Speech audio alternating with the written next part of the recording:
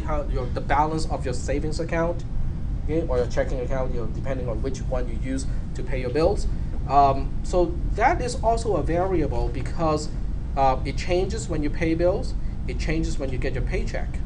Okay, so the value in that particular variable, or the value of this thing, available funds, does change over time, and therefore it is a variable. At any particular time, it has a particular value, but we can change it, depending on what we are doing with our account.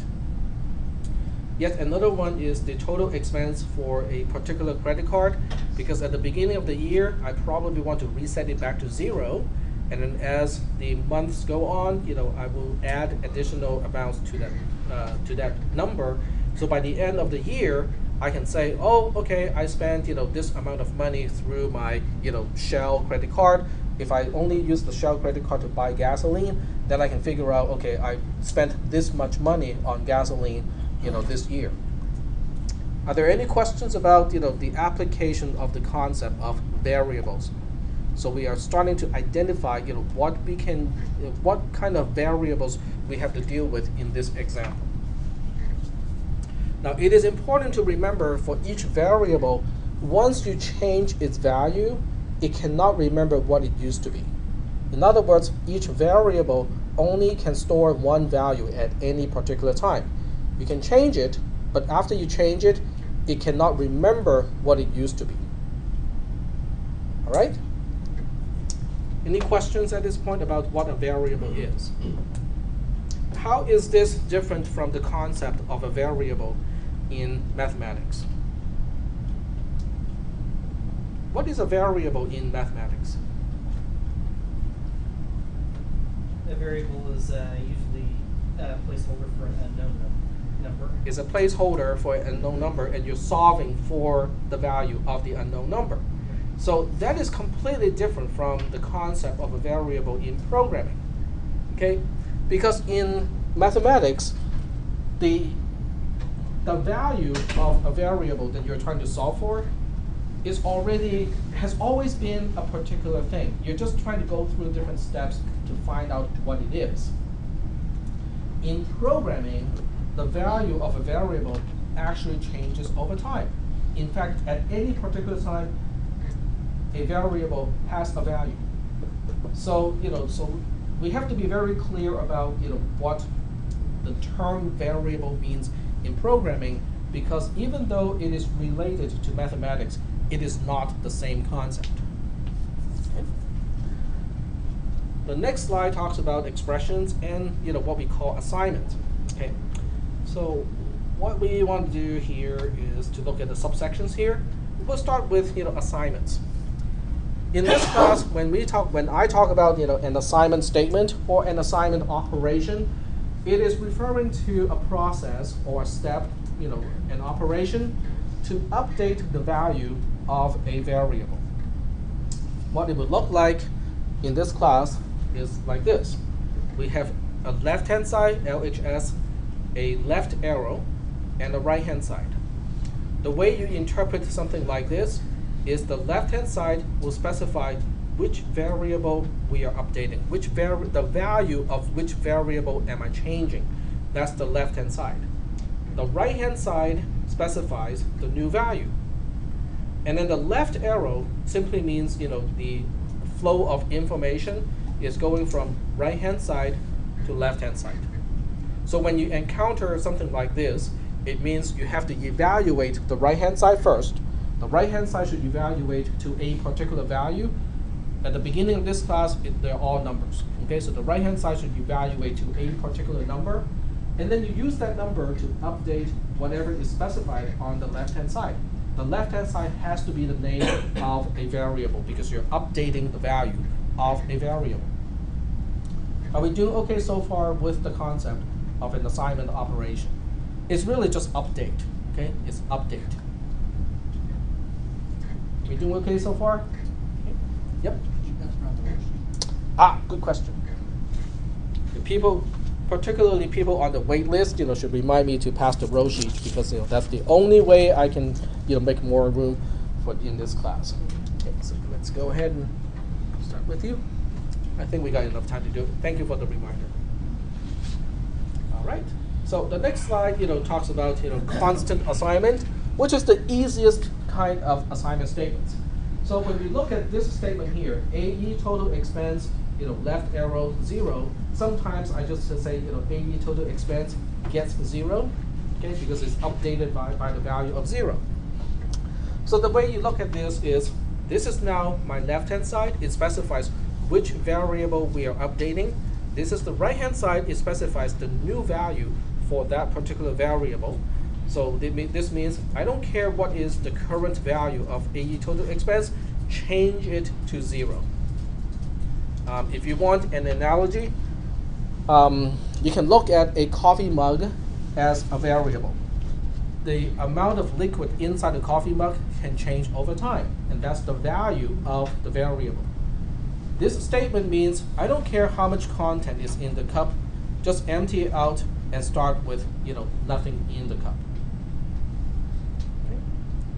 And of course, the AE total expense becomes the label on the cup, because I may have a whole bunch of variables on my shelf, so I can now say, oh, go grab that cup with AE total expense as the label. So I can now identify a particular item from all the other items. Are we doing okay so far with this particular step? Because the next slide is going to be confusing, especially for those of you who are really good at mathematics. It's an assignment statement that involves itself, okay? So when you look at this one here, AE total expense gets AE total expense plus X. I try my best to make sure that the representation is not confusing, because if I had used conventional programming symbols, this statement would have looked like this. Okay, I'm going to cover it up so that you can see what it looks like if I don't use the left arrow. AE total expense equals AE total expense plus X. Okay. Now this is just kind of long. We'll simplify this to X gets X plus 1, or X equals X plus 1. Now we have a problem, okay? Because the meaning of this expression or this operation, okay, I should say the meaning of this line, okay, because in different contexts it has different names. In mathematics, when we use the equal symbol, we are asking a question. Does X equal to X plus 1? That's what we are asking when we see this in a mathematics class. Okay? What do you think is the result of this? Does X equal to X plus 1? I didn't even tell you what X was, right? Does it matter?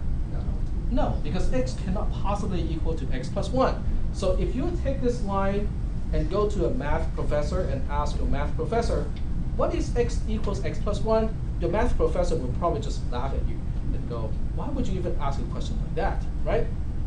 But in computer science, in programming, this has a different meaning. Because when we look at it from the perspective of programming, and that's also why I do not use the equal symbol as in assignment. Instead, I use the left arrow. Because when we look at this as an assignment statement, it becomes something like this. This is my right-hand side. This is my left-hand side. Which side do you think I should pay attention to first? Sorry, go ahead. The right-hand side, right, exactly. So in this case, I would use the current value of X to compute what is X plus 1. So the right-hand side becomes a particular value, right, based on the current value of X. At that point, I would say, okay, now I know what the right-hand side is specifying, which is a specific numerical value. I will use that to update the variable X itself. And then I'm done. Okay? So in programming, this is a two-step process. Evaluate the right-hand side, update the left-hand side. But in mathematics, you're asking the question, are they the same or not? Yep. What was this called again? Assignment. But a specific type. Because the other one was a constant assignment. I call this self-referencing because the right-hand side refers to the very same variable that you're trying to update. So in this case, I can give you a concrete example. So in this example, we can assume that AE total expense is currently $263. and x is 71, which means I had spent $363 through my American Express credit card up to this month, and x is the balance of this month's bill. So what we're going to do is we always evaluate the right-hand side first. This is the right-hand side.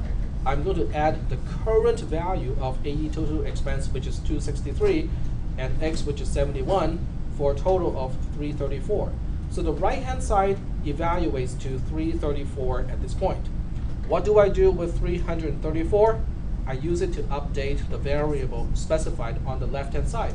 So as a result, the left-hand side, which is the same variable, AE total expense, becomes 334.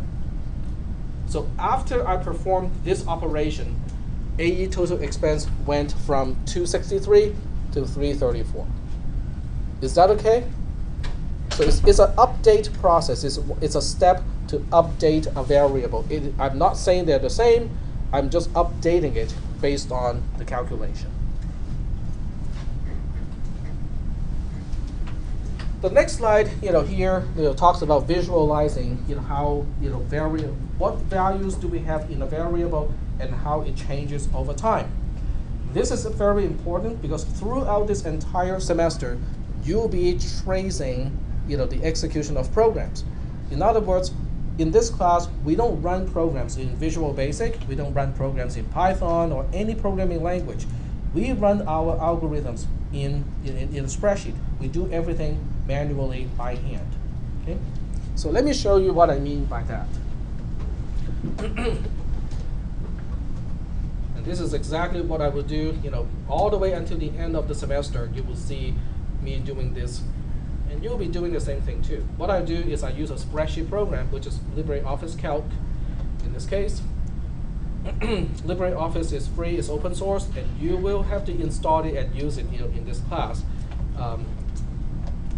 When we get to that point, I'll explain it. So what I usually do is I would use sheet 1 to specify the algorithm. And in this case, let me just use a fairly simple algorithm. I would say x gets 0 to begin with, y gets x plus 2, and then x gets x minus 10. Okay, that's my algorithm. I would use line numbers. Okay, so column A is the line number, and then column B is the actual expression or the steps. It specifies what I want to do at that step. Now, obviously, the column number is the same as column A here, but if you want to print it out, having 1, 2, 3 here really helps.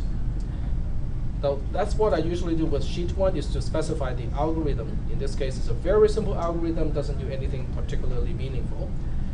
And then what I would do is I would open up a new window, and in the other window, I can look at sheet 2. And the reason is I want to use sheet 2 to trace the execution of the program, so I can see, oh, okay, as I execute the program, how are the variables changing the values? In this case, I start with line number. In other words, I want to be able to trace back and say, on which line, what happened to which variable. So I need one column to represent line number, and then another column to represent variable x, and then one more column to represent variable y. Before I even start the execution of this program, I start with a pre, which stands for the precondition of the execution of this